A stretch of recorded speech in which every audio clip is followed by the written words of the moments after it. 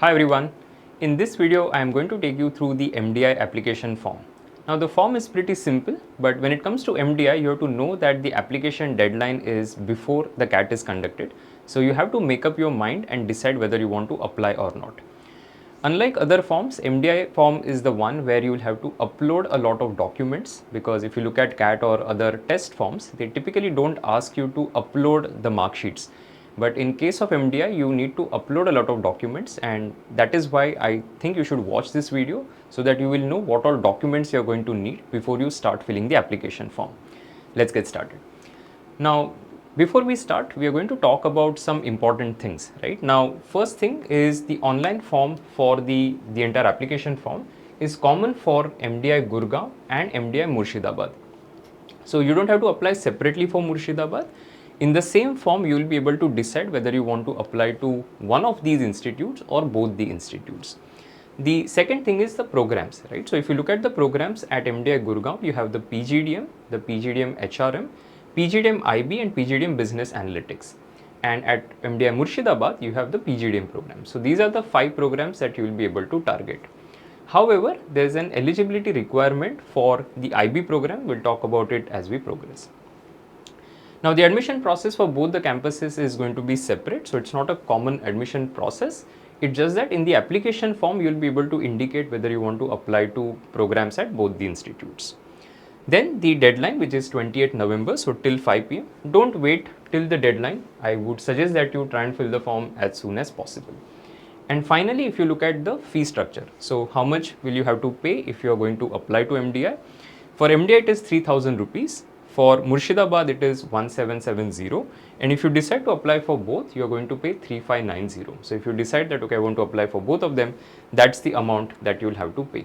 We of course don't see people applying only to Murshidabad. There could be people, but that number is going to be very few. It doesn't make sense unless you are somebody who is aiming to get into MDI Murshidabad and your current percentile or your expected percentile is somewhere in the range of, I would say, 60 to 80 percentile, then I think MDI Murshidabad individual attempt can be or individual application is something that you can look at. Otherwise, of course, most of the students will go for both or only for MDI Gurgaon. We'll talk about it as we progress.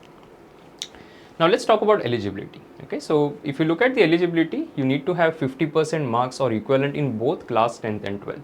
So if you don't have 50% in 10th and 12th, then you're not eligible.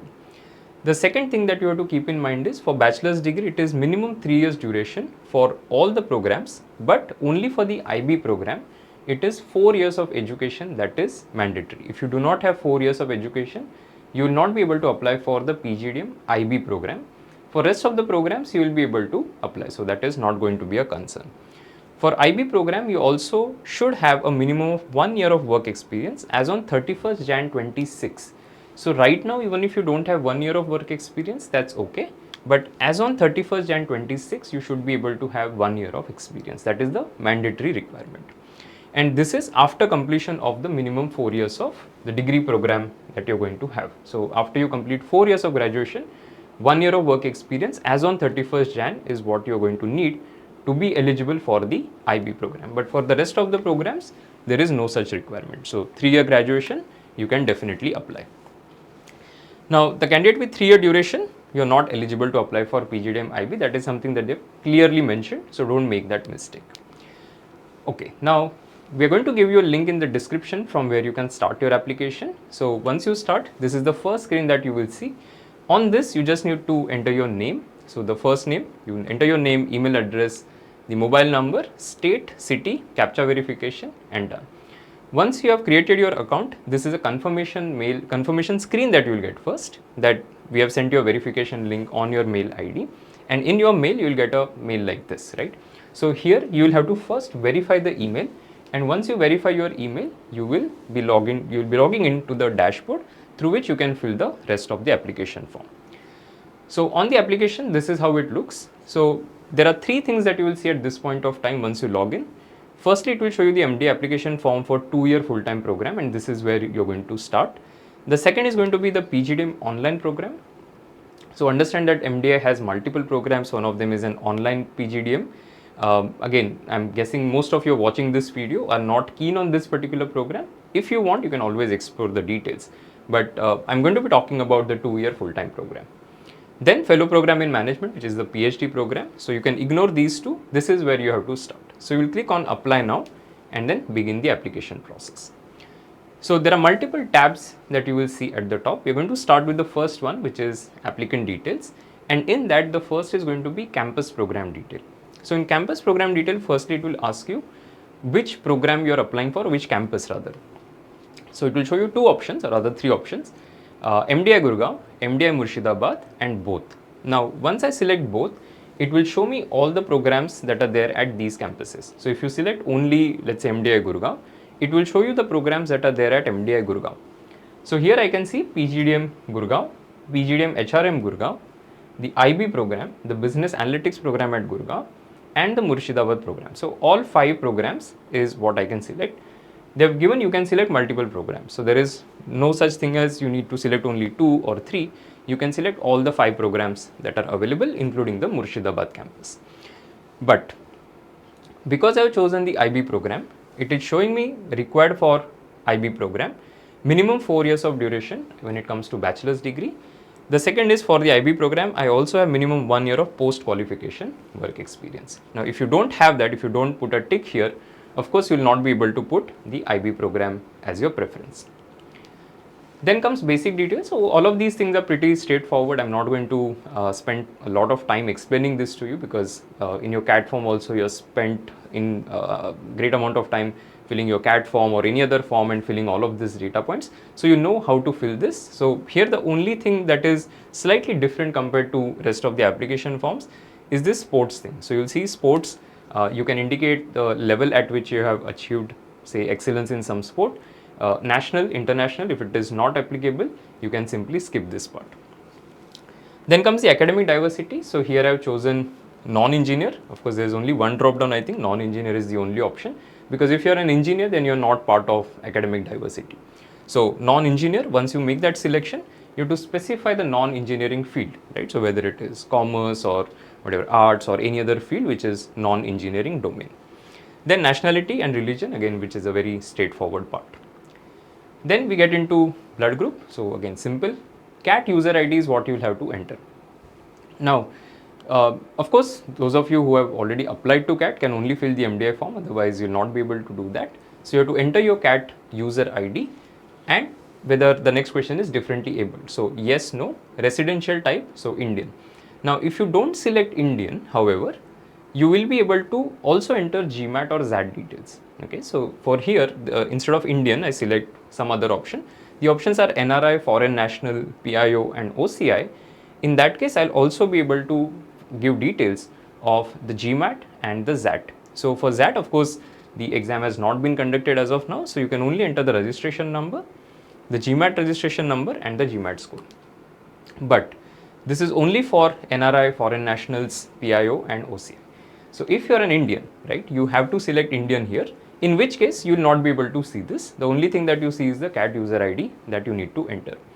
Then disability remark, Aadhaar card, and the caste. Okay, so again, pretty straightforward so far, nothing too complicated. You just have to give the details that are applicable to you. Okay, let's move to the next part.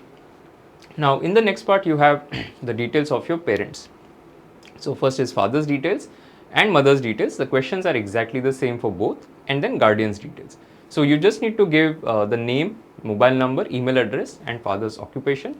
Same for mothers, and if guardian is applicable, you can give those details as well.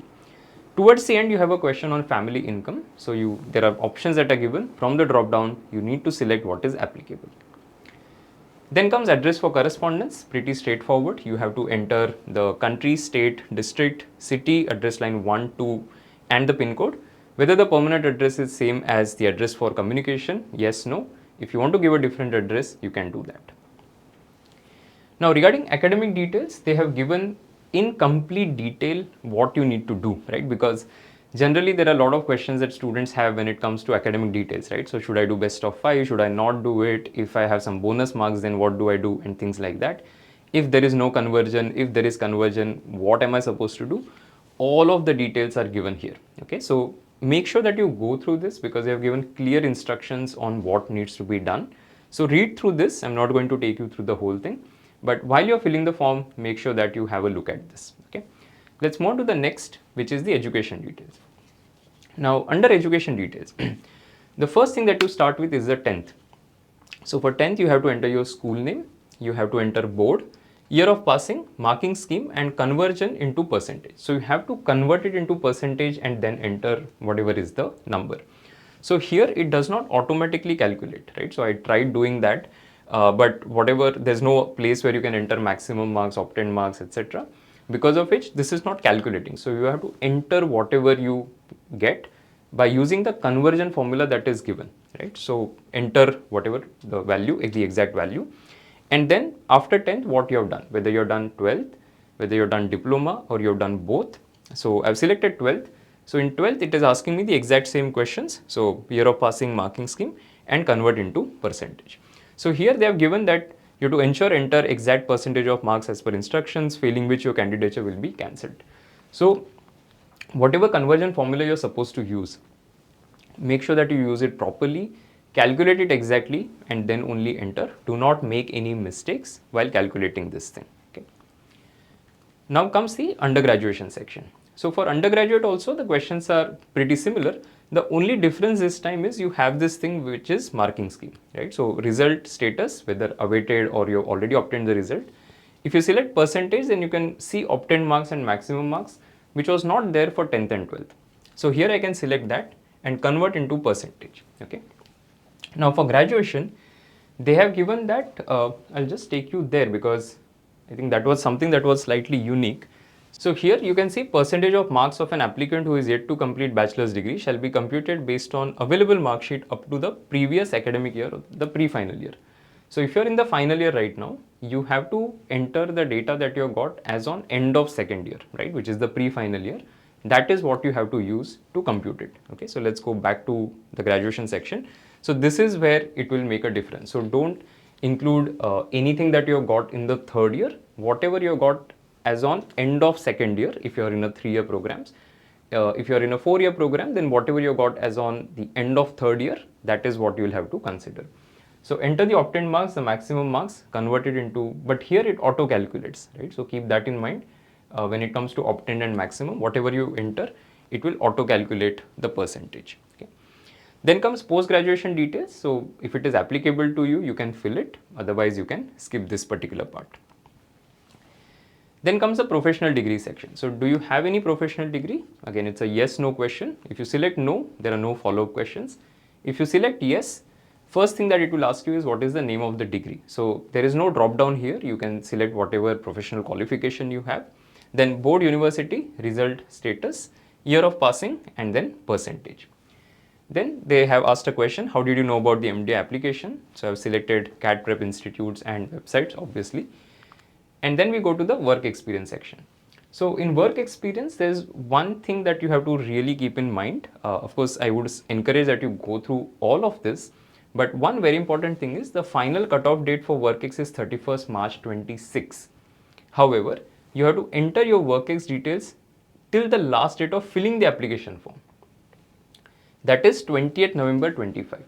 So you have to calculate experience as on 20th November 25, and that is how you're supposed to enter it. So you're not supposed to calculate it as on 31st March 26, unlike some of the other forms that you may have filled. You have to calculate it as on 20th November 25. Keep that in mind, don't make a mistake. Now, in case shortlisted, you may update your work experience at later stages till the final cutoff date. So they have clearly mentioned that you will have opportunity to update your work experience if you get shortlisted. So no need to worry about it right now. Then they have given all the details regarding what all proofs and documentation you are going to need when it comes to work experience. Please go through this in detail if work experience is applicable to you. Otherwise, you can skip through this part. Now for work experience, the first thing that they have asked is the name of the organization, from to the total work experience in months that you have, the designation, and again, unlike some of the other forms that you may have filled, you need to give reference name and reference email. They have also given at the top the reference name and reference email should be of the person from the organization. So whoever is, maybe you reported to that particular person or you work with that particular individual, that is what you need to give here. So name and the reference email. Okay. Once you're done, you can also add experiences if you want. So you can click on more and then add that. Then you also need to enter your latest CTC. They have given that, let's say if it is 2.5 lakh, right? You need to enter it as 250000. So again, keep that in mind. Remark, if you want to mention anything, you can do that. And here, this is where it differs from a lot of other forms, that you have to actually upload the work experience certificate. Okay, so you need to upload, and they have given maximum file size, which is 5 MB. You need to upload the work ex certificate. Okay, so make sure that you get it before you start filling the application form. It will just make your life easy. Then comes the big section, which is document upload. So you have to upload a lot of documents, starting from your photo. So your photo and your signature, that needs to be uploaded, which is pretty straightforward. But in addition to that, if it is applicable to you, if you are, let's say, under any of the categories, you'll have to upload documentation for that as well. So here it is showing income certificate issued by Government of India. That is not mandatory. Disability certificate, again, that is not mandatory, because only if it is applicable to you, you will have to upload that. 10th mark sheet and 12th mark sheet is also something that you will have to upload. For all of these, the maximum file size is 2 MB. Then comes CAT registration or the admit card. So you need to upload the CAT registration form. If you are filling the form after 5th November, you will also have your admit card, in which case you can upload the admit card as well. Then sports certificate. If you had selected sports initially, you can upload this. Then graduation certificate, if that is not available, the latest mark sheet that is available with you, you can upload that. And finally, domicile certificate for people who are from J&K or Northeast states. So whatever is applicable to you, you have to get all of these documents ready and then start filling the application form. You will be able to then complete it very, very quickly. Then comes the declaration. So at this stage, I would suggest that you go through all the details that you have given on the form. You will be able to see your name, your parent name, and the date on which you are filling the form. And once you have confirmed that all the details are fine, you move to the last stage, which is payment. So in payment, because I chose both at the beginning of the form, it will calculate the amount, which is 3590. If you have selected MDI Gurgaon only or Murshidabad only, the amount is going to look different. Okay, so that brings us to the end of this video. I hope you have benefited from this particular video that we did. But the question that you may have, right, is should I apply to MDI or should I not apply? Now, the answer to that question is pretty simple. If you look at MDI Gurgaon and again look at the ranking that it has been in the last several years, it has been at one of the top institutes of India. So you should definitely consider applying. But having said that, if you look at the cutoffs from the past, typically 94 percentile, 95 percentile is the range. If you're somebody who is around 92, 93, you can still consider applying, but you need to have good academic record and work experience to be in a position where you can get a call. So those of you who are around 92, 93 or expecting to get around 92, 93, I think you can still consider applying. For students who are expecting to get more than 94, 95 percentile, you should definitely apply to MDI. Now, when it comes to Murshidabad, however, things haven't been that great if you look at the reviews of the program and the campus. So I would suggest that you evaluate whether it is something that you aspire to get into. I'm not saying it is not a position to go to. You can definitely go to MDI Murshidabad if that fulfills your aspiration. But a lot of students who are aiming for, say, a 90 plus percentile, MDI Murshidabad might not be the campus that you want to apply to. You will definitely be better off applying to a lot of other programs. So who should apply to MDI Murshidabad, right? If you look at last couple of years, right, and the Murshidabad specifically, we have seen students getting calls at around 60, 70, 75 percentile as well. So it is possible to get into Murshidabad at lower scores. So if you are somebody who is scoring somewhere in that range, and it is something that you want to consider, you should definitely go ahead and apply to Murshidabad as well. So a lot of students think that if I don't apply, right, then what will happen? See, if you don't apply, the only thing that happens is you will not have that option at a later point of time. So right now it may feel like a bit of a gamble to take, but if you apply, you at least have an option that you can consider at the end of the season. You can sit later and decide that, hey, I've converted MDI Murshidabad, should I really go there or not? But that's a question that you can answer at a later point of time. Today, you don't have to answer that question because we don't have your CAT percentile. So right now, I would suggest that you look at your aspiration, you look at your profile, and make a call whether you want to apply or not. Okay, I hope the video has helped you. Wish all of you all the best, and if you have any questions, let me know. Thank you so much for watching. Wish all of you all the best.